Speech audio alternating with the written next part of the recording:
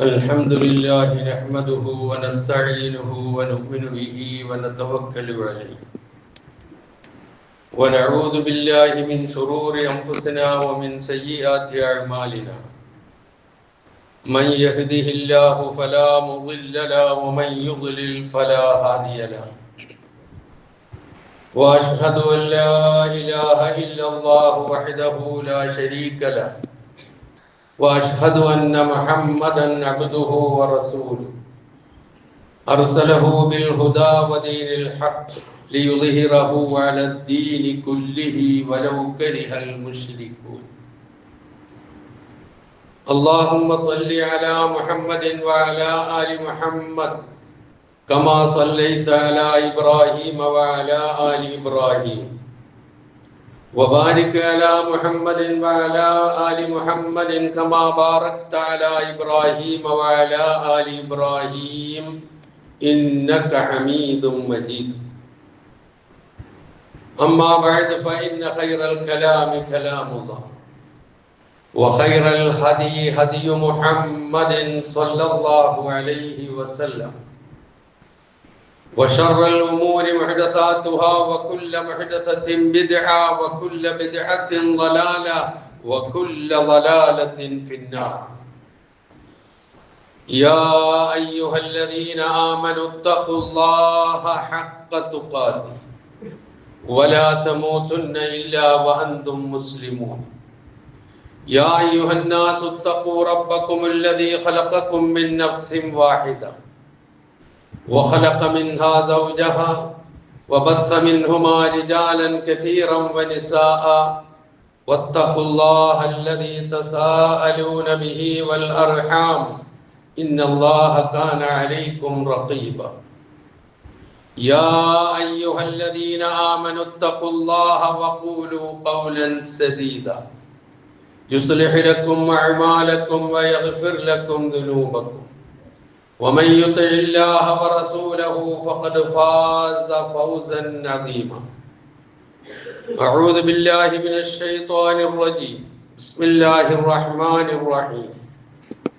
سبحان الذي أسرى بعبده ليلا من المسجد الحرام إلى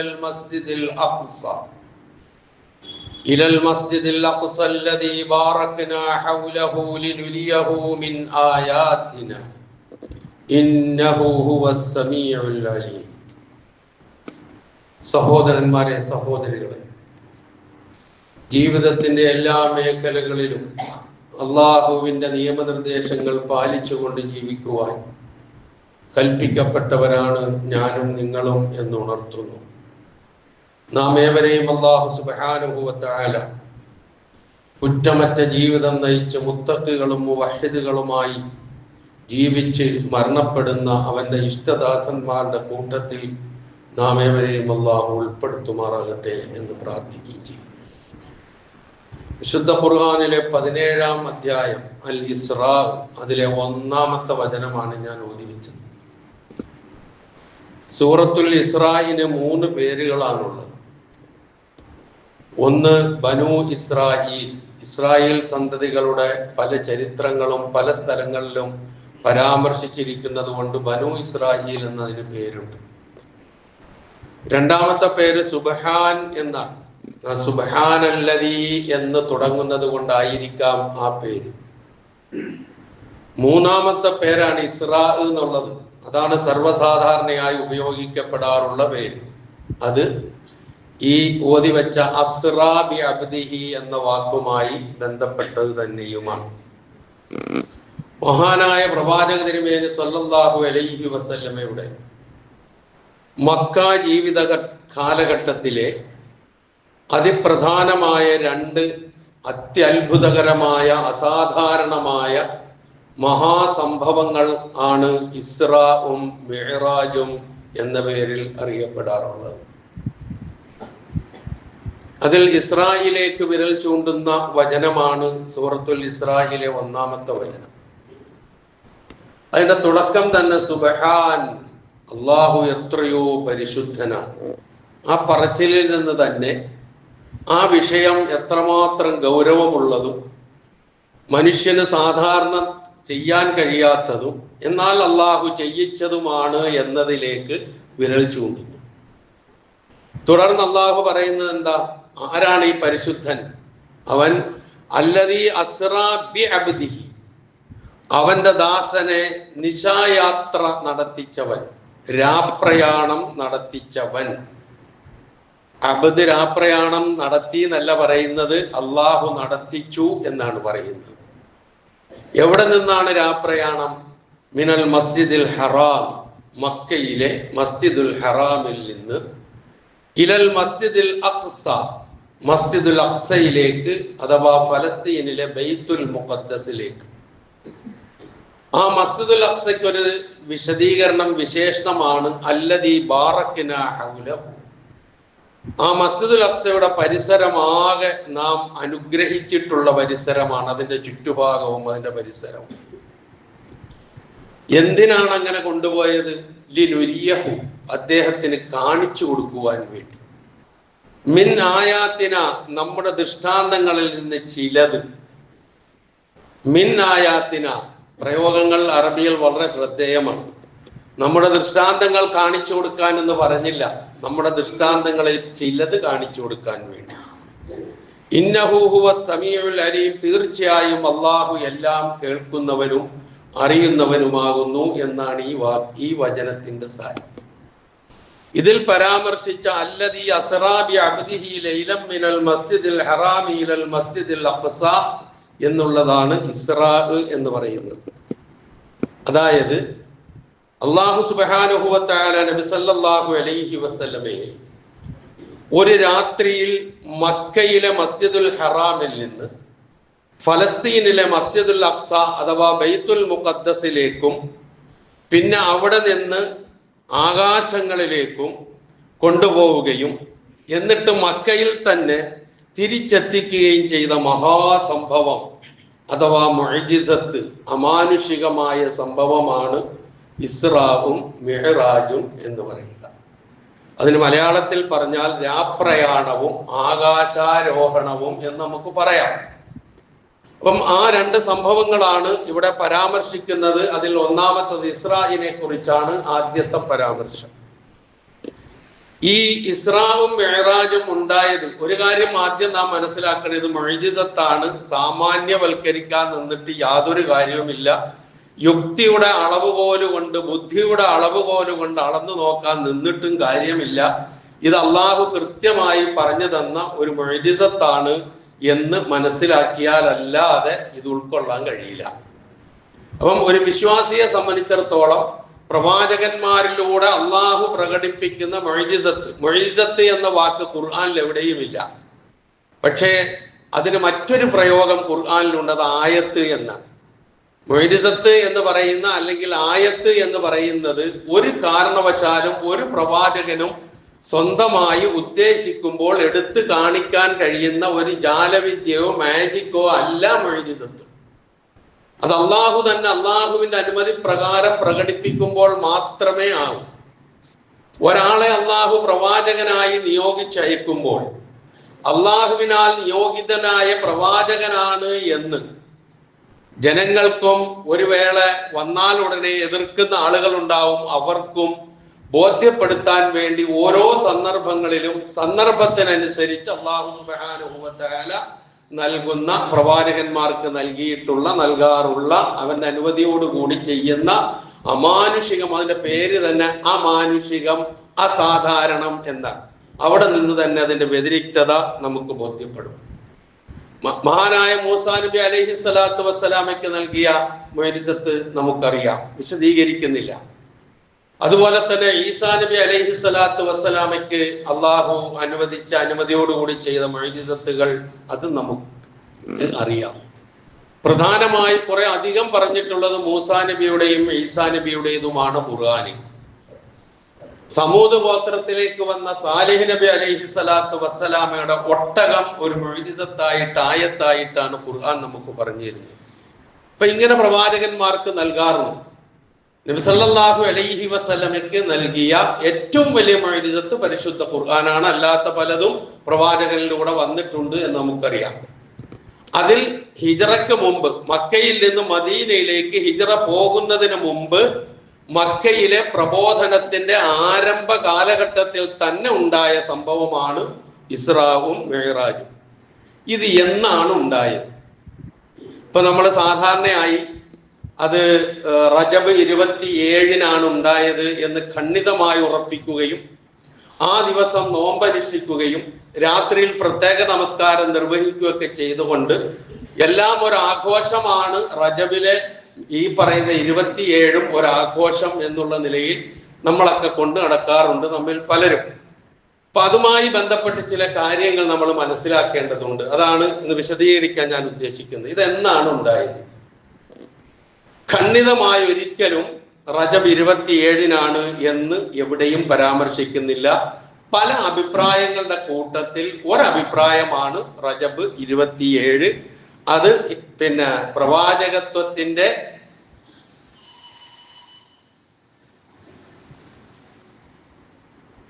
പ്രവാചകത്വത്തിന്റെ 10ാം വർഷം റജബ് 27 എന്നാണ് ഒരഭിപ്രായം.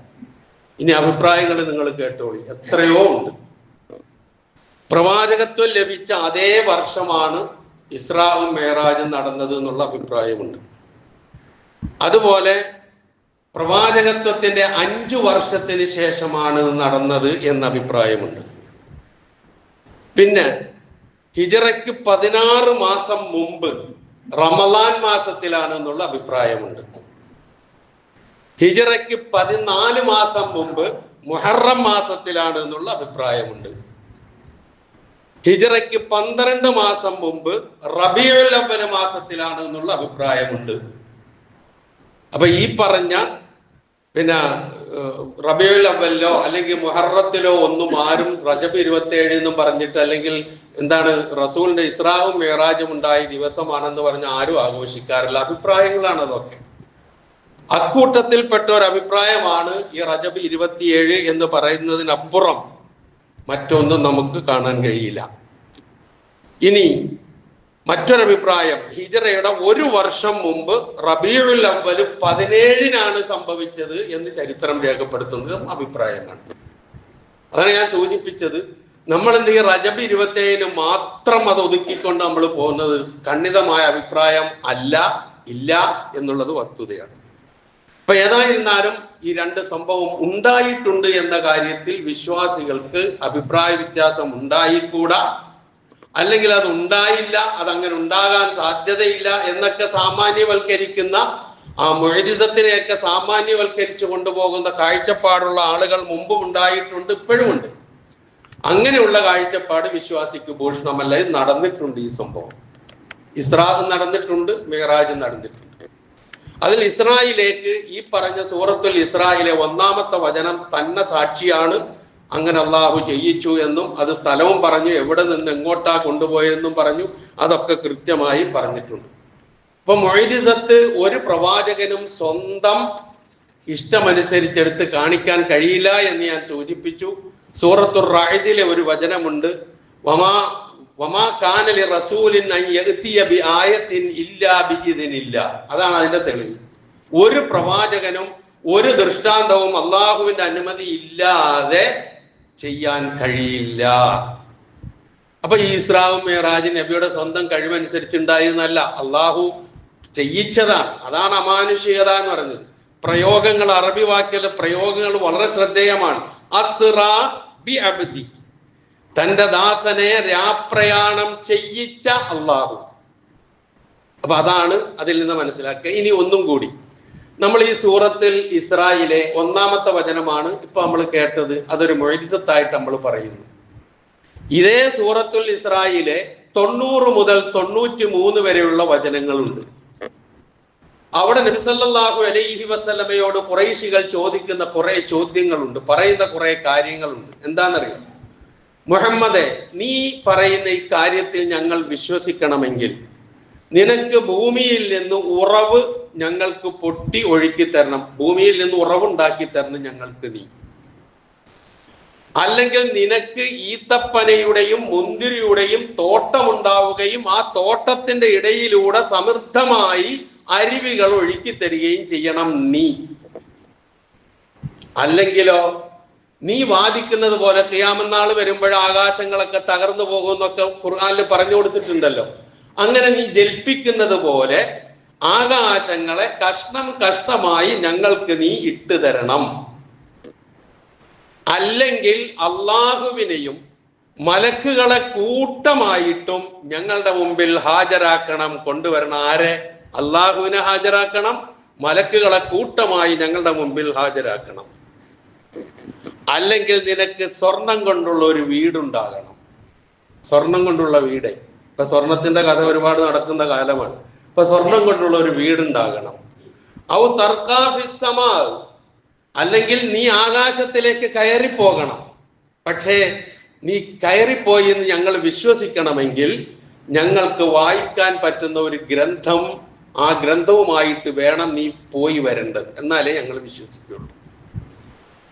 ഇത്രയും കാര്യങ്ങൾ ഇത് അസാധ്യമാണ് എന്ന് കേൾക്കുമ്പോൾ തന്നെ ഏത് ആൾക്കും മനസ്സിലാവുന്ന കാര്യമാണ് ഈ പറഞ്ഞതൊക്കെ. ഇത് നബി സല്ലല്ലാഹു അലൈഹി വസല്ലമ ഉദ്ദേശിക്കുമ്പോൾ ഇതൊക്കെ ചെയ്യാൻ കഴിയുന്ന ഒരു മാജിക്കാണ്, മുഅ്ജിസത്ത്, അമാനുഷികത എങ്കിൽ കൂടി ചെയ്ത് കാണിച്ചാൽ പോരായിരുന്നു. അതേസമയം ഈ ഇസ്രാ നടന്നു, ഇവിടെ അതിന് കൊടുക്കുന്ന മറുപടി നിങ്ങൾ ശ്രദ്ധിക്കുക. ഖുൽ, പറയുക പ്രവാചകരെ, സുബ്ഹാന റബ്ബി ഹൽ കുന്തു ഇല്ലാ ബശറർ റസൂലാ, എന്റെ റബ്ബ് എത്ര പരിശുദ്ധൻ, ഞാനൊരു മനുഷ്യനല്ലേ, ഞാനൊരു പ്രവാചകനായ മനുഷ്യൻ മാത്രമല്ലേ ഞാൻ, അല്ലെങ്കിൽ ഒരു മനുഷ്യനായ പ്രവാചകൻ മാത്രമല്ലേ ഞാൻ, ഇതെന്നെ കൊണ്ട് കഴിയോ? സുബ്ഹാന റബ്ബി. അതാണ് മുഅ്ജിസത്ത് ഉദ്ദേശിക്കുമ്പോൾ, ആവശ്യപ്പെടുമ്പോൾ എടുത്തു കാണിക്കാൻ പറ്റുന്ന കാര്യമേ അല്ല എന്ന് മനസ്സിലാക്കുന്നതിന് ഇതേ സൂറയിൽ തന്നെ 1-ാമത്തെ വചനം മുഅ്ജിസത്ത് എന്താണെന്ന് പഠിപ്പിക്കുന്നു. എന്നാൽ 90 മുതൽ 93 വരെയുള്ള വചനങ്ങൾ ആ മുഅ്ജിസത്ത് സ്വന്തം ചെയ്ത് കാണിക്കാൻ കഴിയില്ല എന്നും പഠിപ്പിക്കുന്നു. ഒരേ അധ്യായത്തിൽ തന്നെ 2 കാര്യങ്ങൾ അല്ലാഹു സുബ്ഹാനഹു വ തആല പഠിപ്പിക്കുന്നു എന്നുള്ളത് നാം മനസ്സിലാക്കുക.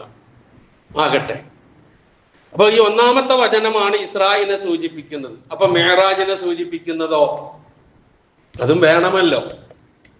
മെഹറാജിനെ സൂചിപ്പിക്കുന്ന ചില പരാമർശങ്ങൾ, ചില സൂചനകൾ നമുക്ക് കാണാൻ കഴിയുന്നത് 53-ാമത്തെ അധ്യായമായ അൻ-നജ്ം വൻ-നജ്മി ഇദാ ഹവാ എന്ന് തുടങ്ങുന്ന ആ സൂറയിലെ 13 മുതൽ 18 വരെയുള്ള വചനങ്ങൾ മെഹറാജിന്റെ പരാമർശങ്ങളാണ്, അതിലേക്ക് വിരൽ ചൂണ്ടുന്നതാണ്. രണ്ടും ഖുർആൻ കൊണ്ട് സ്ഥിരപ്പെട്ടതാണ്. തീരുന്നില്ല. മെഹറാജുമായി ബന്ധപ്പെട്ട എത്രയോ ഹദീസുകൾ, ദീർഘമായ ഹദീസുകൾ, ഖുർആൻ കഴിഞ്ഞാൽ ഏറ്റവും സ്വീകാര്യോഗ്യമായ ബുഖാരിയും മുസ്ലിമും പോലെയുള്ള മുഹദ്ദിസുകൾ റിപ്പോർട്ട് ചെയ്തതും അല്ലാത്തതുമായ ഒരു പിടി ഹദീസുകൾ, ദൈർഘ്യമുള്ളത്, വാചകങ്ങളിൽ അങ്ങോട്ടും ഇങ്ങോട്ടും ചെറിയ മാറ്റങ്ങളുള്ളത്, വളരെ ചെറുത് തുടങ്ങിയിട്ടുള്ള ഒരു പിടി ഹദീസുകൾ മെഹറാജുമായി ബന്ധപ്പെടുത്തി പരാമർശിക്കുന്നുമുണ്ട്. അതുകൊണ്ട് ഒരു വിശ്വാസിക്ക് ഇത് വിശ്വസിക്കാതിരിക്കാൻ കഴിയില്ല, സാമാന്യവൽക്കരിക്കാൻ ഒട്ടും കഴിയില്ല. സൂറത്ത് ആ മെഹറാജിൽ പരാമർശിക്കുന്ന വചനങ്ങൾ വിശദീകരിക്കുന്നില്ല. വലഖദ് റആഹു നസ്ലതൻ ഉഖ്റാ ഇൻദ സിദ്റത്തിൽ മുൻതഹ ഇൻദഹാ ജന്നത്തുൽ മഅ്വാ ഇദ് യഗ്ഷ സിദ്റത മാ യഗ്ഷ മാ സാഗൽ ബസറു വമാ തഗാ ലഖദ് റആ മിൻ ആയാതി റബ്ബിഹിൽ കുബ്രാ. അവിടെയും അള്ളാഹുവിന്റെ വലിയ വലിയ ദൃഷ്ടാന്തങ്ങളിൽ നിന്ന് നബി സല്ലല്ലാഹു അലൈഹി വസല്ലമ കണ്ടു എന്നാണ് അവിടെയും പരാമർശിക്കുന്നത്. രണ്ടും ഖുർആൻ കൊണ്ട് സ്ഥിരപ്പെട്ടതാണ് എന്ന് മനസ്സിലാക്കുക. മെഹറാജ് വേളയിൽ നബി സല്ലല്ലാഹു അലൈഹി വസല്ലമ കണ്ട ഒരുപാട് കാര്യങ്ങൾ ഹദീസുകൾ കൊണ്ട് സ്ഥിരപ്പെട്ടത്, ഇത് സൂചനകളാണ് ഈ വചനങ്ങൾ എന്ന് ഞാൻ പറഞ്ഞു. കണ്ട ഒരുപാട് കാര്യങ്ങളുണ്ട്, ദൃഷ്ടാന്തങ്ങളുണ്ട്. അകമ്പടി സേവിച്ചത് ജിബ്രീൽ അലൈഹിസ്സലാത്തു വസ്സലാം എന്ന മലക്ക അകമ്പടി സേവിച്ചത്. ഇപ്പൊ ബൈത്തുൽ മുഖദ്ദസിലെത്തി അവിടെ നിന്ന് 2 റക്അത്ത് നമസ്കരിച്ചതിന് ശേഷം അങ്ങോട്ട് കയറി പോകാനുള്ള പ്രത്യേക വാഹനം കൊണ്ടുവരപ്പെടുന്നു, സംവിധാനം ഉണ്ടാക്കുന്നു, അതിൽ കയറുന്നു, ജിബ്രീൽ ഒപ്പം കൂടുന്നു, എല്ലാ ആകാശ കവാടങ്ങളിലും എത്തുന്നു, പ്രവാചകന്മാരെ കാണുന്നു, സലാം പറയുന്നു, സംസാരിക്കുന്നു. ഇതൊക്കെ നടന്നിട്ടുണ്ട്. ഇതൊന്നും നിഷേധിക്കാൻ കഴിയില്ല. നിഷേധിച്ചാൽ ഔട്ട്. അത് തന്നെ. മതത്തിനകത്തുണ്ടാവില്ല. പിന്നെ അത്ര കൃത്യമായി പറഞ്ഞു തന്നിട്ടുള്ള കാര്യമാണ്. അങ്ങനെ അവിടെ ചെന്ന് അവസാനം ഒരു ഹദിയ കൊടുത്തു, ഒരു തുഹഫ കൊടുത്തു, ഒരു എന്താ പറയാ സമ്മാനം കൊടുത്തു. എന്താണ് സമ്മാനം? 50 റക്അത്ത് 50 വഖ്ത് നമസ്കാരം. റക്അത്തല്ല, 50 വഖ്ത് നമസ്കാരം. 5 കഴിയുന്നില്ല നമുക്ക്, എന്നിട്ടല്ലേ 50. അതുമായി വന്നപ്പോഴാണ് മൂസാ നബി പറഞ്ഞത്, പറ്റൂല മുഹമ്മദ് നബിയെ, ഇത് നിന്റെ ഉമ്മത്തിനെ കൊണ്ട് ഇത് കഴിയില്ല. അങ്ങനെ 8-9 പ്രാവശ്യം അള്ളാഹുവുമായി ആശയവിനിമയം നടത്തി 45 കുറപ്പിച്ച് 5 ആക്കി തന്നു. എന്നിട്ട് 5 50ന്റെ പ്രതിഫലമാണെന്നും പഠിപ്പിച്ചു. നമ്മളൊക്കെ ചെയ്യാറുള്ള 5 വഖ്ത് നിസ്കാരമില്ലേ, അത് 50 വഖ്ത് നിസ്കാരത്തിന്റെ പ്രതിഫലമുള്ളതാണ്, അല്ലെങ്കിൽ ആ പദവി ഉള്ളതാണ് എന്നുള്ളത് തിരിച്ചറിയുക. അത് നേടി വന്നതിന് ശേഷം നേരെ തിരിച്ച് അല്ലാഹു സുബ്ഹാനഹു വ തആല മക്കയിൽ തന്നെ കൊണ്ടുവന്നാക്കി. ഇതാണ് ഇസ്രാവും മിഅ്റാജ്. ഞാൻ മിഅ്റാജിന്റെ സംഭവമേ ചരിത്രമേ പറയുന്നില്ല. ഇനിയാണ് നമ്മൾ ആലോചിക്കേണ്ടത്. ഈ സംഭവം കഴിഞ്ഞ്, അതായത് മക്കയിൽ നിന്ന് ഹറാമിൽ നിന്ന് മസ്ജിദുൽ അഖ്സയിലെത്തി, അവിടെ നിന്ന് ആകാശാരോഹണവും കഴിഞ്ഞ് തിരിച്ചു വന്ന് മക്കയിലെത്തിയ ആള് എത്തിച്ചു. അല്ലാഹു എത്തിച്ചു കഴിഞ്ഞപ്പോൾ നബി സല്ലല്ലാഹു അലൈഹി വസല്ലമയ്ക്ക് ഇത് ആരെങ്കിലുമായിട്ട് ഒരു ആശയവിനിമയം നടത്തണം ഈ വിഷയം എന്ന് തോന്നി. ആരും അറിഞ്ഞില്ലല്ലോ സംഭവം. അപ്പൊ നമുക്ക് തോന്നിയേക്കാ സ്വപ്നമായിരിക്കണം. സ്വപ്നത്തിൽ കാണാൻ ഇത്ര വലിയ മൊയ്ജിസത്തൊന്നും ആകേണ്ട ആവശ്യമില്ല. നമ്മളെന്തെല്ലാം സ്വപ്നം കാണുന്നില്ലേ, എവിടെല്ലാം നമ്മൾ പോണ ആകാശത്തേക്ക് സ്വപ്നത്തിൽ. അതുകൊണ്ട് സ്വപ്നമാണെന്ന് പറഞ്ഞ് നിന്നെ നിസ്സാരവൽക്കരിക്കാൻ പറ്റില്ല. അങ്ങനെ ആയാൽ ഇത് മൊയ്ജിസത്താകുകയുമില്ല. അപ്പൊ ഏതായിരുന്നാലും അവിടെ വന്ന് ആദ്യം തന്നെ നബി സല്ലല്ലാഹു അലൈഹി വസല്ലമ ഈ സംഭവം പോയി പറയുന്നത് ഉമ്മു ഹാനി എന്ന് പറയുന്ന സഹാബാ സ്ത്രീയോടാണ്. അതെന്താ ഉമ്മു ഹാനിയോട് ആദ്യം പറയാൻ കാരണം? ഉമ്മു ഹാനി സഹാബാ സ്ത്രീയാണ്. അതിനേക്കാൾ ഉപരി പിതൃവ്യനായ അബൂ താലിബിന്റെ മകളാണ്. അലി ഇബ്നു അബീ താലിബ് റളിയല്ലാഹു അൻഹുവിന്റെ സഹോദരിയാണ്. അപ്പൊ പ്രവാചകനോട് ഏറ്റവും അടുത്ത ഒരാൾ എന്നുള്ള നിലയിൽ ഉമ്മു ഹാനിയോട് പറഞ്ഞു റളിയല്ലാഹു തആല അൻഹ. അപ്പൊ ഉമ്മു ഹാനി റളിയല്ലാഹു അൻഹയുടെ പ്രതികരണം, മുഹമ്മദ് നബിയെ, ഇത് ആരോടും പറയണ്ട. ഇത് പറഞ്ഞു കഴിഞ്ഞാൽ ആൾക്കാർ ഇത് അംഗീകരിക്കില്ല, അല്ലെങ്കിൽ തന്നെ വേണ്ടാത്തതൊക്കെ പറഞ്ഞുകൊണ്ട് നടക്കുകയാണ് അങ്ങയെ കുറിച്ച്. അതുകൊണ്ട് ഇത് മൗനമായി നിശബ്ദമായി, അല്ലെങ്കിൽ അങ്ങയുടെ മനസ്സിലിരിക്കട്ടെ, ആരോടും പറയണ്ട എന്ന് പറഞ്ഞു. ഒന്നാമത്തെ പ്രതികരണമാണ്. ഒരു സ്ത്രീ എന്നുള്ള നിലയിൽ ഈ വിഷയത്തെ അപഗ്രഥിച്ചുകൊണ്ട് അന്നത്തെ സാഹചര്യം അനുസരിച്ച് പറയാവുന്നതാണ് ഉമ്മു ഹാനി റളിയല്ലാഹു തആല അൻഹ പറഞ്ഞത്. പക്ഷെ പ്രവാചകൻ അത് പറയാതിരിക്കാൻ കഴിയില്ലല്ലോ. അത്യത്ഭുതകരമായ സംഭവം എന്നിലൂടെ ഉണ്ടായിരിക്കുന്നു, അത് മൂടിവെക്കാനുള്ളതല്ല. അങ്ങനെ റസൂല് വീട്ടിൽ നിന്ന് പുറത്തേക്കിറങ്ങി കഅബയെ ലക്ഷ്യം വെച്ച് നീങ്ങി. കഅബയുടെ അടുക്കൽ ചെന്നപ്പോൾ സാധാരണ പതിവ് പോലെ അബൂജഹലും കൂട്ടരും അവിടെ ഇരിപ്പുണ്ട്. മുഹമ്മദ് നബി സല്ലല്ലാഹു അലൈഹി വസല്ലമ പ്രവാചകനായതിനു ശേഷം എപ്പം മുഹമ്മദ് നബി സല്ലല്ലാഹു അലൈഹി വസല്ലമ കഅബയുടെ പരിസരത്തേക്ക് എത്തിയാലും അബൂജഹൽ ഒരു പരിഹാസത്തോടു കൂടി ഒരു ചോദ്യമുണ്ട്, അല്ല മുഹമ്മദ്, ഇന്ന് എന്തെങ്കിലും പുതിയ വാർത്തയുണ്ടോ നിനക്ക് ഞങ്ങളോട് പറയാൻ? കളിയാക്കിക്കൊണ്ട് ചോദിക്കുന്നതാ, പരിഹസിച്ചുകൊണ്ട് ചോദിക്കുന്നതാ. അപ്പൊ അന്നും ചോദിച്ചു, എന്താ മുഹമ്മദേ, വല്ല പുതിയ വാർത്തയുണ്ടോ? ഉണ്ടല്ലോ എന്ന് പറഞ്ഞിട്ട് നബി സല്ലല്ലാഹു അലൈഹി വസല്ലമ ഇന്നലെ രാത്രി ഇങ്ങനെ ഒരു സംഭവം ഉണ്ടായി എന്ന് പറഞ്ഞപ്പോഴേക്കും അപഹസിച്ച്, പുച്ഛിച്ച്, പരിഹസിച്ച്, കൈകൊട്ടി ചിരിച്ച് തള്ളിക്കളഞ്ഞു. എന്നിട്ട് അബൂജഹൽ ചോദിച്ചു, അല്ല മുഹമ്മദ്, നീ പറഞ്ഞത് ശരിയാണോ? ശരിയാണ്. ഞാൻ നിന്റെ ആൾക്കാരെയൊക്കെ ഒന്ന് വിളിച്ചു കൂട്ടട്ടെ ഇവിടെ, നീ ഇതേപോലെ പറയുമോ? ഞാൻ പറയും. അങ്ങനെ അബൂജഹൽ ആൾക്കാരെ എല്ലാരെയും വിളിച്ചു കൂട്ടി. നബിയുടെ ഒപ്പമുള്ള ആൾക്കാരുമുണ്ട്, നിഷേധികളുമുണ്ട്, എല്ലാവരുമുണ്ട്. അപ്പൊ ഇത് എന്താ നീ പറഞ്ഞത്? സംഭവം വിശദീകരിച്ച ഉടനെ നബിയുടെ ഒപ്പമുള്ള ചില ആളുകൾക്കൊക്കെ മനസ്സിലൊരു അങ്കലാപ്പ്. എന്നാലും ഇതുണ്ടാവോ? അബൂജഹലിന്റെ ഒപ്പമുള്ള ആളുകളെല്ലാം നേരത്തെ അബൂജഹൽ ചെയ്ത പോലെ പരിഹസിച്ച്, കൈകട്ടി, കളിയാക്കി, ചിരിച്ച് തള്ളിക്കളഞ്ഞു. അത് കഴിഞ്ഞു. മൂന്നാമത് നബി സല്ലല്ലാഹു അലൈഹി വസല്ലമ ഈ സംഭവം ചെന്ന് പറയുന്നത് മുത്ഇം ഇബ്നു അദിയ് എന്ന് പറയുന്ന വ്യക്തിയോടാണ്. മാന്യനായ ഒരു ഖുറൈശിയാണ് അദ്ദേഹം. മാന്യനായ ഖുറൈശി എന്ന് പറയാൻ കാരണം നമുക്ക് ഓർമ്മ ഉണ്ടാകണം, പ്രവാചക തിരുമേനി സല്ലല്ലാഹു അലൈഹി വസല്ലമ തന്റെ ഭാര്യയായ ഖദീജ റളിയല്ലാഹു തആല അൻഹയും പിതൃവ്യനായ അബൂ താലിബും മരണപ്പെട്ടതിന് ശേഷം തായിഫിലേക്ക് തന്റെ കുടുംബ ബന്ധമുള്ള ആളുകളുടെ സഹായം കിട്ടുമെന്ന് വിചാരിച്ച് നബി സല്ലല്ലാഹു അലൈഹി വസല്ലം അവിടെ പോയതും എറിഞ്ഞോടിച്ചതും ശരീരത്ത് നിന്ന് രക്തം വാർന്നൊഴുകിയതുമായ സംഭവം ഒന്ന് മനസ്സിൽ വരിക. അത് കഴിഞ്ഞ് തിരിച്ച് മക്കയിലെത്തുമ്പോൾ ഖുറൈശികൾ ഒരു കാരണവശാലും മുഹമ്മദിനെ ഇനി മക്കയിൽ കയറ്റുന്ന ഏർപ്പാടില്ല, പോയെടുത്തു പോയിക്കോട്ടെ എന്ന് തീരുമാനിച്ച് നബി സല്ലല്ലാഹു അലൈഹി വസല്ലമയ്ക്ക് എതിരെ ഇങ്ങോട്ട് കടക്കണ്ട എന്നുള്ള രൂപത്തിലുള്ള ഒരു ശൈലി സ്വീകരിച്ച് നിൽക്കുമ്പോൾ ഖുറൈശികളെല്ലാം ഒറ്റക്കെട്ടായി നിൽക്കുകയാണ്.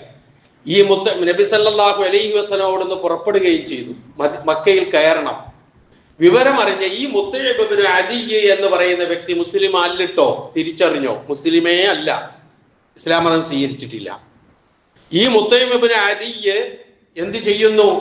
അദ്ദേഹത്തിന്റെ അരോഗ ദൃഢഗാത്രരായ 4 ആൺമക്കളുണ്ട്. ആ 4 ആൺമക്കളെയും ആയുധധാരികളാക്കി മാറ്റിയിട്ട് ആയുധം ധരിപ്പിച്ചിട്ട് മുത്ഇമും 4 മക്കളും കൂടി ചെന്ന് നബി സല്ലല്ലാഹു അലൈഹി വസല്ലമയെ മക്കയുടെ അതിർത്തിയിൽ നിന്ന് സ്വീകരിച്ച് സുരക്ഷ നൽകി, നിർഭയത്വം കൊടുത്ത് അഭയം നൽകി കൊണ്ടുവന്ന റസൂലിന് ഒത്താശ ചെയ്തു കൊടുത്ത അമുസ്ലിമായ വ്യക്തിയാണ് ഈ മുത്ഇം ഇബ്നു അദിയ്. ഇപ്പോഴും വിശ്വസിച്ചിട്ടില്ല. ആ മുത്ഇം ഇബ്നു അദിയിനോടാണ് പറഞ്ഞത് ഈ സംഭവം ഇങ്ങനെ ഉണ്ടായി. അപ്പൊ അദ്ദേഹത്തിന്റെ പ്രതികരണം നോക്ക്, മുഹമ്മദേ, ഇത് പറയുന്നതിന് മുമ്പ് നീ പറഞ്ഞ എല്ലാ കാര്യങ്ങളും ഞാൻ വിശ്വസിക്കാൻ തയ്യാറാണ്, വിശ്വസിച്ചിട്ടുണ്ട്, അത് വിശ്വസിക്കാൻ എനിക്ക് സാധിക്കുന്നുമുണ്ട്. പക്ഷേ ഇപ്പൊ നീ പറഞ്ഞ സംഭവം ഉണ്ടല്ലോ, ഇന്നലെ രാത്രിയിൽ ഇങ്ങനെ സംഭവിച്ചു എന്ന് പറഞ്ഞ ഈ സംഭവം എനിക്ക് വിശ്വസിക്കാൻ പ്രയാസമുണ്ട് എന്ന് തീർത്തു പറഞ്ഞു. ഇത് 3 കഴിഞ്ഞതിന് ശേഷം ഖുറൈശികൾ അവസാനം നീ ഇത് ഒരു കുത്തിത്തിരിപ്പ് എവിടെങ്കിലും ഉണ്ടാക്കണമല്ലോ, അതിനുവേണ്ടി ഖുറൈശികൾ നേരെ പോയത് അബൂബക്കർ ഇബ്നു അബീ ഖുഹാഫയുടെ വീട്ടിലേക്കാണ്.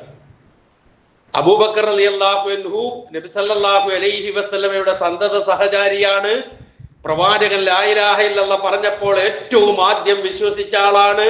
അങ്ങനെ ഒരുപാട് എണ്ണിയാലൊടുങ്ങാത്ത ഗുണങ്ങളും വിശേഷണങ്ങളുമുള്ള മഹാനായ അബൂബക്കർ സിദ്ദീഖ് റളിയല്ലാഹു അൻഹുവിനെ, അന്ന് സിദ്ദീഖ് എന്ന പേരില്ല, അബൂബക്കർ റളിയല്ലാഹു അൻഹുവിന്റെ വീട്ടിലേക്ക് ഖുറൈശികൾ ചെന്ന് വീടിൽ മുട്ടി വിളിച്ച് ഉണർത്തി കഴിഞ്ഞതിന് ശേഷം അദ്ദേഹത്തോട് പറഞ്ഞു, നിന്റെ കൂട്ടുകാരനില്ലേ മുഹമ്മദ്, ദേ ഇങ്ങനൊരു സംഭവം പറയുന്നു, ഇന്നലെ രാത്രി അവൻ മക്കയിൽ നിന്ന് പോയേലോ, പിന്നെ ബൈത്തുൽ മുഖദ്ദസിൽ എത്തിയേലോ, അവിടെ നിന്ന് മേപ്പോട്ട് കയറിയേലോ എന്നൊക്കെ പറഞ്ഞിട്ടുള്ള ഒരു ശൈലിയിൽ പരിഹസിച്ച് പുച്ഛഭാവത്തിലാ പറയുന്നത്. നീ എന്ത് പറയുന്നു എന്ന് ചോദിച്ചു. എന്താ നിന്റെ അഭിപ്രായം? അബൂബക്കർ റളിയല്ലാഹു അൻഹു പറഞ്ഞു, മുഹമ്മദ് അങ്ങനെ പറഞ്ഞു എങ്കിൽ ഞാൻ ഇതാ സത്യപ്പെടുത്തിയിരിക്കുന്നു, വിശ്വസിച്ചിരിക്കുന്നു, എനിക്ക് ഒട്ടും സംശയമില്ല. ഇത് കേട്ടപ്പോൾ ഈ ചെന്ന ഖുറൈശികൾ പരിഹാസപൂർവം നീ ഇത് വിശ്വസിക്കുകയോ എന്ന് അബൂബക്കർ റളിയല്ലാഹു അൻഹുവിനോട് ചോദിച്ചപ്പോൾ അബൂബക്കർ റളിയല്ലാഹു അൻഹു പറഞ്ഞു, ഇതിലും വലുത് ഞാൻ വിശ്വസിച്ചു, എന്നിട്ടാണോ ഇതെനിക്ക് വിശ്വസിക്കാതിരിക്കാൻ? എന്താണ് ഇതിലും വലുത് ഞാൻ വിശ്വസിച്ചത് എന്ന് പറഞ്ഞത്? എന്താ? മുഹമ്മദിന് ആകാശത്ത് നിന്ന് വഹ്യ് ലഭിക്കുന്നു, നിമിഷ നേരം കൊണ്ട് ഓരോ നിയമങ്ങൾ, ഓരോ വാർത്തകൾ വരുന്നു, അള്ളാഹുവിൽ നിന്ന് കിട്ടുന്നു എന്ന് മുഹമ്മദ് പറഞ്ഞത് വിശ്വസിച്ചവനാണ് ഞാൻ. പിന്നെ എനിക്കിത് വിശ്വസിക്കാതിരിക്കാൻ എന്താണ് തടസ്സം? വിവരമറിഞ്ഞ നബി സല്ലല്ലാഹു അലൈഹി വസല്ലമ അബൂബക്കർ റളിയല്ലാഹു അൻഹുവിനോട് പറഞ്ഞ വാക്കാണ്, ഇന്നല്ലാഹ സമ്മാക സിദ്ദീഖാ, അള്ളാഹു താങ്കൾക്ക് സിദ്ദീഖ് എന്ന പേരിട്ടിരിക്കുന്നു. പടച്ചവനിട്ട പേരാ സിദ്ദീഖ് അബൂബക്കറിന്. അതാണ് വമൻ യുതിഇല്ലാഹ വറസൂലഹു ഫൗലൈക മഅല്ലദീന അൻഅമ അല്ലാഹു അലൈഹിം മിനൻ നബിയ്യീന വസ്സിദ്ദീഖീന വശുഹദാ വസ്സാലിഹീൻ വഹസുന ഉലൈക റഫീഖ എന്ന സൂറത്തുൻ നിസായിലെ വചനം. അതായിരുന്നു അബൂബക്കർ സിദ്ദീഖ്. അന്ന് മുതലാണ് അബൂബക്കർ സിദ്ദീഖ് റളിയല്ലാഹു അൻഹു ആയി മാറുന്നത്. ഈ ചരിത്രം പിന്നെ ഇബ്നു ഹിഷാമിലും ബിദായ നിദായയിലും ഒക്കെ നമുക്ക് വായിക്കാൻ കഴിയും. ഇങ്ങനെ 4 പ്രതികരണങ്ങൾ നമ്മൾ കേട്ടു. ഇതിൽ ഏത് പ്രതികരണത്തിന്റെ കൂടെയാണ് ഒരു വിശ്വാസി ഉണ്ടാകേണ്ടതെന്ന് മാത്രം ചിന്തിച്ചാൽ മതി. ഒരു സംശയവും വേണ്ട. അബൂബക്കർ സിദ്ദീഖ് റളിയല്ലാഹു അൻഹു എന്തു പറഞ്ഞോ അതാണ് ഈ വിഷയവുമായി ബന്ധപ്പെട്ട് ഒരു വിശ്വാസി വിശ്വസിക്കേണ്ടതും പ്രഖ്യാപിക്കേണ്ടതും. ആ വിശ്വാസവും പ്രഖ്യാപനവും അനുസരിച്ചാണ് നമ്മൾ ഇസ്രാ ഉണ്ടായിട്ടുണ്ട്, മിഅ്റാജ് ഉണ്ടായിട്ടുണ്ട്, റസൂലിന്റെ 2 മുഅ്ജിസത്തുകളാണത്, അള്ളാഹു അത് നടത്തിച്ചു കൊടുത്തിട്ടുണ്ട് എന്നുള്ളതിൽ യാതൊരു സംശയവുമില്ല. അതിൽ എന്തെല്ലാം ഉണ്ടോ അതങ്ങനെ തന്നെ ആമന്നാ വസദ്ദഖ്നാ, ഞങ്ങളിതാ വിശ്വസിച്ചിരിക്കുന്നു, ഞങ്ങളിതാ സത്യപ്പെടുത്തിയിരിക്കുന്നു എന്നുള്ള പ്രഖ്യാപനമാണ് ഒരു വിശ്വാസിയിൽ നിന്നുണ്ടാകേണ്ടത്. ഞാൻ അതാണ് ഈ 4 പ്രതികരണങ്ങൾ സൂചിപ്പിച്ചത്. ഓരോരുത്തരുടെ പ്രതികരണം നമ്മൾ കേട്ടതാണ്. അതിൽ ഏറ്റവും ശ്രദ്ധേയവും ചിന്തനീയവും ഉൾക്കൊള്ളേണ്ടതുമായ പ്രതികരണം അബൂബക്കർ സിദ്ദീഖിന്റേത് തന്നെയാണ്. അതാണ് ഖുർആൻ സാക്ഷാത്കരിക്കുന്ന കാര്യം. ഒന്നുകൂടി ഇസ്രാഉം മിഅ്റാജും എന്ന് പറയുന്ന ഈ 2 സംഭവങ്ങളും ഉറപ്പാണ്. ഖുർആനിലൂടെയും ഹദീസിലൂടെയൊക്കെ ഒരുപാട് വ്യക്തമാക്കപ്പെട്ട കാര്യമാണ്. വെറും കഥയല്ല, കഥയാണെന്നുള്ള നിലയിൽ കേട്ട് തള്ളാനുള്ളതുമല്ല, ഉൾക്കൊള്ളാനുള്ളതാണ്. ഇതിൽ നിന്നൊക്കെ ഉള്ള പാഠം എന്താണോ ആ പാഠം ഉൾക്കൊണ്ടുകൊണ്ട് ജീവിക്കുക, അംഗീകരിക്കുക എന്നുള്ളതാണ് വിശ്വാസിയുടെ ബാധ്യത. അങ്ങനെയുള്ള വിശ്വാസികളുടെ കൂട്ടത്തിൽ ഉൾപ്പെടാൻ എന്നെയും നിങ്ങളെയും അള്ളാഹു അനുഗ്രഹിക്കുമാറാകട്ടെ.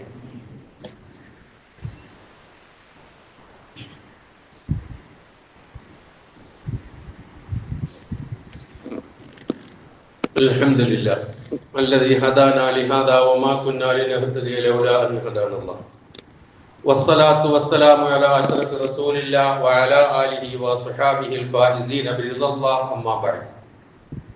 ഒരിക്കൽ കൂടി അള്ളാഹുവിന്റെ ആജ്ഞാനുവർത്തികളായി ജീവിക്കുവാൻ ഞാൻ ഉണർത്തുന്നു. ഇസ്രാവും മിഅ്റാജും ഇസ്ലാമിക ചരിത്രത്തിൽ അതിന്റെ സ്ഥാനവും അതിനോടുള്ള നമ്മളുടെ മനോഭാവവും എങ്ങനെ ആയിരിക്കണം എന്നുള്ളത് നാം മനസ്സിലാക്കി കഴിഞ്ഞു. ഇതോടനുബന്ധിച്ച് ഞാൻ ആമുഖത്തിൽ സൂചിപ്പിച്ചതുപോലെ ഞാൻ ഈ റജബ് മാസം ഉടലെടുത്ത ഉടനെ തന്നെ ഒരു വെള്ളിയാഴ്ച റജബിന്റെ എല്ലാ കാര്യങ്ങളും നിങ്ങളുടെ മുമ്പിൽ പരാമർശിച്ചതാണ്. പക്ഷെ ഇസ്രാവും മിഅ്റാജും എന്ന ഈ ചരിത്ര സംഭവങ്ങൾ ഒന്ന് ഓർമ്മിപ്പിച്ചുകൊണ്ട് ഉണർത്താനുള്ളത് ഞാൻ നേരത്തെ സൂചിപ്പിച്ചതുപോലെ ഈ റജബ് 27 എന്ന് പറയുന്നത് 8ഓ 10ഓ അഭിപ്രായങ്ങളിൽ ഒരഭിപ്രായം മാത്രമാണ്. ബാക്കിയുള്ളതും ചരിത്രത്തിൽ രേഖപ്പെടുത്തപ്പെട്ട കാര്യങ്ങളാണ് എന്നുള്ളത് കൊണ്ട് നമ്മൾ ഈ റജബ് 27 മാത്രം ഒരു പുണ്യം കാണുകയും അത് ആഘോഷിക്കുകയും ചെയ്യുന്നതിനോട് നമുക്ക് യോജിക്കാൻ കഴിയുന്നില്ല. തന്നെയുമല്ല, ഇനി വാദത്തിന് വേണ്ടി റജബ് 27 തന്നെയാണ് ഇത് സംഭവിച്ചത് എന്ന് വെക്കുക. എന്നാൽ തന്നെ പ്രത്യേക നോമ്പോ മറ്റ് ഇബാദത്തോ ആരാധനാ കർമ്മങ്ങളോ ഉണ്ടെങ്കിൽ അത് നമുക്ക് പഠിപ്പിച്ചു തരേണ്ടത് ഈ സംഭവം കഴിഞ്ഞതിന് ശേഷം 13 വർഷമെങ്കിലും ജീവിച്ചിരുന്ന നമുക്ക് മാതൃകാപുരുഷനായ മുഹമ്മദ് മുസ്തഫ റസൂൽ കരീം സല്ലല്ലാഹു അലൈഹി വസല്ലമയാണ്. അങ്ങനെ 13 വർഷത്തോളം ഈ സംഭവം കഴിഞ്ഞ് ജീവിച്ചിരുന്ന പ്രവാചകൻ ഒരു റജബ് 27 നമ്മൾ ചെയ്യുന്ന ചടങ്ങുകളൊന്നും നമുക്ക് കാണിച്ചു തന്നിട്ടില്ല എന്നുള്ളത് തന്നെയാണ് ഇത് നബിയുടെ മാതൃകയില്ല എന്നുള്ളതിന് ഏറ്റവും വലിയ തെളിവ്. കൂടുതൽ വിശദീകരിക്കേണ്ട ആവശ്യമില്ല. തന്നെയുമല്ല, പ്രവാചക തിരുമേനി നമ്മളൊക്കെ ഈ ചരിത്രം കേൾക്കുന്നതാണ്, ഹദീസുകളിൽ നിന്ന് മനസ്സിലാക്കുന്നതാണ്, ഖുർആൻ വിശദീകരണത്തിൽ നിന്ന് ഗ്രഹിക്കുന്നതാണ്. എന്നാൽ നബി സല്ലല്ലാഹു അലൈഹി വസല്ലമയുടെ ഒപ്പം ഉണ്ടായിരുന്ന സഹാബികൾ അവരനുഭവിച്ചറിഞ്ഞതാണിത്. ഏത് ഈ സംഭവം ഇസ്രാവും മിഅ്റാജും അനുഭവിച്ചറിഞ്ഞവരാ. നേരത്തെ കേട്ടില്ലേ പലതും. അതുപോലെ ആശങ്കകൾ ഉള്ളവരുണ്ടായിരുന്നു, പിന്നീട് അതെല്ലാം ദൂരീകരിച്ച് പൂർണ്ണമായും അംഗീകരിച്ച് വന്നവരുണ്ട്, കേട്ടത് മുതൽ അംഗീകരിച്ചവരുണ്ട്. അങ്ങനെ അനുഭവിച്ചറിഞ്ഞവരാണ് ഇസ്രാവും മിഅ്റാജും എന്താണെന്ന്. അവരുടെ ജീവിതത്തിൽ ഒന്നും നമ്മൾ കാണുന്നില്ല. പിന്നെന്തിനാണ് നമ്മൾ ഒരു സുന്നത്തിലില്ലാത്ത മാതൃകയില്ലാത്ത ഒരു കാര്യത്തിന്റെ പിന്നാലെ നമ്മൾ പോകേണ്ടത്? തന്നെയുമല്ല, നിങ്ങൾ നോക്ക്, ഈ സംഭവം ഉദ്ധരിച്ച സഹാബികളുടെ പേര് ഞാനൊന്ന് പറഞ്ഞു തരാം. ഒന്ന് ഉമർ ബിൻ ഖത്താബ് റളിയല്ലാഹു അൻഹു, 2 അലി ഇബ്നു അബി താലിബ്, 3 അബ്ദുല്ലാഹി ഇബ്നു മസ്ഊദ്, 4 അനസ് റളിയല്ലാഹു അൻഹു, 5 അബൂ ഹുറൈറ റളിയല്ലാഹു അൻഹു, 6 അബൂ ദർ ഗിഫാരി റളിയല്ലാഹു അൻഹു, 7 അബ്ദുല്ലാഹി ഇബ്നു അബ്ബാസ് റളിയല്ലാഹു അൻഹു. ഈ സഹാബികളും ഉമ്മു ഹാനി റളിയല്ലാഹു തആല അൻഹ, അസ്മാ റളിയല്ലാഹു തആല അൻഹ പോലെയുള്ള സഹാബ വനിതകളും ഇവരൊക്കെ ഈ സംഭവം ഉദ്ധരിച്ചു. പക്ഷെ അവരാരും ഈ റജബ് 27 നോമ്പ് പിടിച്ചിട്ടോ അന്ന് രാത്രിയിൽ എന്തെങ്കിലും പ്രത്യേക ആരാധനകൾ നടത്തിയിട്ടോ ഒരു മാതൃക നമുക്ക് കാണിച്ചു തന്നിട്ടില്ല. അപ്പൊ ഉറപ്പാണ് ഇത് പിൽക്കാലത്തുണ്ടായതാണ് എന്നുള്ളത്. അഹ്ലുസുന്നത്തിന്റെ പണ്ഡിതന്മാരെല്ലാം ഈ വസ്തുത വ്യക്തമായി നമ്മുടെ മുമ്പിൽ വിശദീകരിച്ചു തരുന്നുണ്ട്. അതിലേറ്റവും പ്രഗത്ഭനായ ഒരൊറ്റ ആളിനെ മാത്രം ഞാൻ പറയാം. മഹാനായ ഇബ്നു ഹജറുൽ അസ്ഖലാനി റഹിമഹുല്ലാ. അദ്ദേഹം ഇമാം ബുഖാരിയുടെ ഹദീസുകൾക്ക് വിശദീകരണം എഴുതിയ മഹാപണ്ഡിതനാണ്. ആ ഇബ്നു ഹജറുൽ അസ്ഖലാനി റഹിമഹുല്ലാ ഈ വിഷയവുമായി, ഈ റജബിലെ പ്രത്യേക നോമ്പും ആരാധനാ കർമ്മങ്ങളുമായി ബന്ധപ്പെട്ട് അദ്ദേഹത്തിന്റെ ഒരു ഗ്രന്ഥമുണ്ട്. ആ ഗ്രന്ഥത്തിന്റെ പേര് തബീനുൽ അജബ് ബിമാ വറദ ഫീ ഫളിർ റജബ്. റജബിന്റെ ശ്രേഷ്ഠതയെ കുറിച്ച് വന്നിട്ടുള്ള അത്ഭുതകരമായ വിവരണങ്ങൾ എന്നാണ് അതിന്റെ അർത്ഥം. അങ്ങനെയുള്ള ഒരു ഗ്രന്ഥം അദ്ദേഹം രചിച്ചിട്ടുണ്ട്. അദ്ദേഹം അതിൽ പറഞ്ഞ വാചകത്തിന്റെ സാരം മാത്രം ഞാൻ പറയാം. റജബ് മാസത്തിന്റെ ശ്രേഷ്ഠതയെ കുറിച്ച്, അതിന്റെ നോമ്പിനെ കുറിച്ച്, അല്ലെങ്കിൽ അന്ന് ചെയ്യപ്പെടുന്ന പ്രത്യേക ആരാധനാ കർമ്മങ്ങളെ കുറിച്ച് എന്തെങ്കിലും സ്വീകാര്യോഗ്യമായ ഒരു തെളിവ് നമുക്ക് കാണാൻ കഴിയില്ല എന്ന് പറഞ്ഞത് ഇമാം ഇബ്നു ഹജർ അൽ അസ്ഖലാനി റഹിമഹുള്ളയാണ്. ഞാനല്ല, അല്ലെങ്കിൽ ഞാൻ പ്രതിനിധാനം ചെയ്യുന്ന പ്രസ്ഥാനമല്ല എന്നുള്ളതൊക്കെ നാം തിരിച്ചു മനസ്സിൽ. ഇതേപോലെ ഇമാം ഷാഫിയുടെ അഭിപ്രായത്തെ പിന്താങ്ങുന്ന ഒരുപാട് പണ്ഡിതന്മാരുടെ അഭിപ്രായങ്ങൾ നമുക്ക് കാണാം. സാധാരണയായി ഇതിന്റെ ശ്രേഷ്ഠതയെ പറ്റി പറയുന്ന ഒരു ഹദീസ് ഉണ്ട്. ആ ഹദീസിന്റെ ആശയം ഇതാണ്: റജബ് 27 ആരെങ്കിലും നോമ്പ് അനുഷ്ഠിച്ചാൽ അവന് 60 മാസത്തെ പ്രതിഫലം ലഭിക്കും എന്നാണ് ആ ഹദീസിന്റെ അർത്ഥം. ഈ ഹദീസിനെ വിശകലനം ചെയ്തുകൊണ്ട് ഹദീസ് നിദാന ശാസ്ത്ര പണ്ഡിതന്മാർ, മുഹദ്ദിസുകൾ, നിരൂപകന്മാർ ഈ ഹദീസിനെ നിരൂപിച്ചുകൊണ്ട് പറയുന്നത് ഈ ഹദീസ് മൗളൂഅ് ആണ് എന്നാണ്. മൗളൂഅ് എന്ന അറബി പദത്തിന്റെ അർത്ഥം കെട്ടി ഉണ്ടാക്കിയത്, നിർമ്മിച്ചത് എന്നാണ്. അതിന്റെ പിന്നാലെ പോകാൻ കഴിയില്ല. ഏതായിരുന്നാൽ ഇതാണ് അതിന്റെ വസ്തുത. കാര്യങ്ങൾ വസ്തുനിഷ്ഠമായി മനസ്സിലാക്കുക. ഇസ്രാ ഉണ്ടായിട്ടുണ്ട്, മെഹറാജ് ഉണ്ടായിട്ടുണ്ട്, സംശയമില്ല. പക്ഷേ അത് എങ്ങനെയാണോ നമ്മൾ പഠിക്കേണ്ടതും മനസ്സിലാക്കേണ്ടതും ഉൾക്കൊള്ളേണ്ടതും അതനുസരിച്ച് പഠിക്കുക, മനസ്സിലാക്കുക, ഉൾക്കൊള്ളുക. റജബ് എന്ന മാസത്തിന് എന്ത് പദവിയാണോ പവിത്രതയാണോ നൽകിയത്, 100% ആ പവിത്രത മുസ്ലിം എന്നുള്ള നിലയിൽ അംഗീകരിക്കുക. അതാണ് നമ്മുടെ ബാധ്യത. മാതൃകയില്ലാത്ത കാര്യങ്ങൾ ചെയ്ത് അപകടത്തിലേക്ക് പോകാതിരിക്കുക, വിദഅത്തുകളിലേക്ക് ചെന്ന് ചാടാതിരിക്കുക എന്നുള്ളത് മാത്രമാണ് ഈ വിഷയം വിശകലനം ചെയ്തുകൊണ്ട് നിങ്ങളുമായി പങ്കിടാനുള്ളത്. അല്ലാഹു സുബ്ഹാനഹു വ തആല സത്യം സത്യമായി മനസ്സിലാക്കി ജീവിതത്തിൽ പകർത്താനും അസത്യം അസത്യമായി മനസ്സിലാക്കി ജീവിതത്തിൽ നിന്ന് മാറ്റി നിർത്താനും നമുക്കെല്ലാവർക്കും തൗഫീഖ് ചെയ്യുമാറാകട്ടെ.